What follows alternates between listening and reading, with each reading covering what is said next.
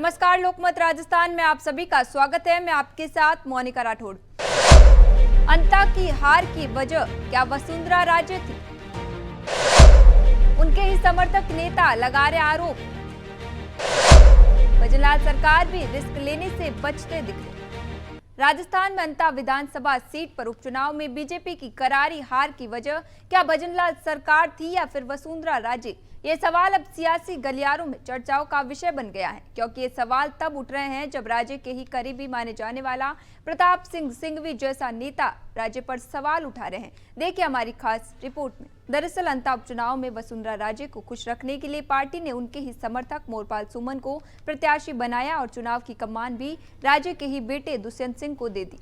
इसके इतर राज्य ने भी अंता उपचुनाव को अपनी साख के तौर पर ले लिया और जमकर शक्ति प्रदर्शन किया, लेकिन रिजल्ट तो उसके उलट ही निकला। यहाँ पर ना राज्य का शक्ति प्रदर्शन काम आया और ना ही दुष्यंत का चुनाव प्रचार। वहीं अब राज्य के गुट के विधायक और नेता छबड़ा विधायक प्रताप सिंह सिंघवी ने भी इस पर सवाल उठाना शुरू कर दिया है। दरअसल ये बात तब उनको नागवार गुजरी जब स्टार प्रचारकों की लिस्ट जारी की गई, लेकिन उस स्टार प्रचारकों की लिस्ट में उनका नाम गायब था। ऐसे में इस संदर्भ में उन्होंने राष्ट्रीय अध्यक्ष को लेटर भी लिखा था। उनका मानना है कि अंता में उनको और प्रभाव रखने वाले कई अन्य नेताओं को प्रचार करने के लिए बुलाया ही नहीं गया। अगर सबको बुलाया गया होता तो रिजल्ट शायद कुछ और होता। उन्होंने आरोप लगाया कि वो पार्टी के दूसरे सबसे सीनियर विधायक हैं, बारां जिले के सबसे सीनियर विधायक हैं। इसके बावजूद अंता सीट के लिए स्टार प्रचारकों की सूची में उनका नाम नहीं रखा गया। चुनाव समिति में नाम रखने के अलावा उनसे किसी भी तरह की कोई सलाह भी नहीं ली गई।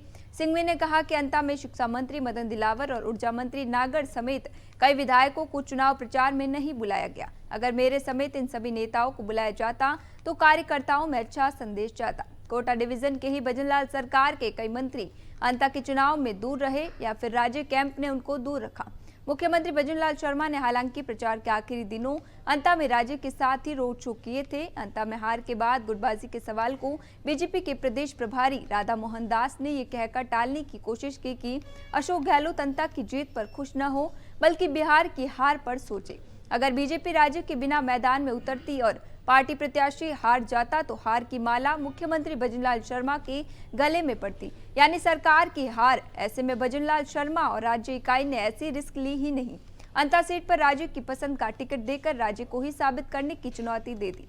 राज्य को शायद यकीन था कि वो अपने गढ़ में खुद के दम पर बीजेपी प्रत्याशी को जिता देगी, लेकिन ऐसा हो नहीं पाया। अब हार के बाद राज्य के ही करीबी रहे विधायक सिंघवी जिस तरह उन पर हमलावर हैं, उससे लग रहा है कि उनके सामने अब अपने गुट की ताकत को बचाने की चुनौती भी खड़ी हो गई है। ऐसी ही तमाम खबरों के लिए बने रहिए लोकमत राजस्थान के साथ सच का।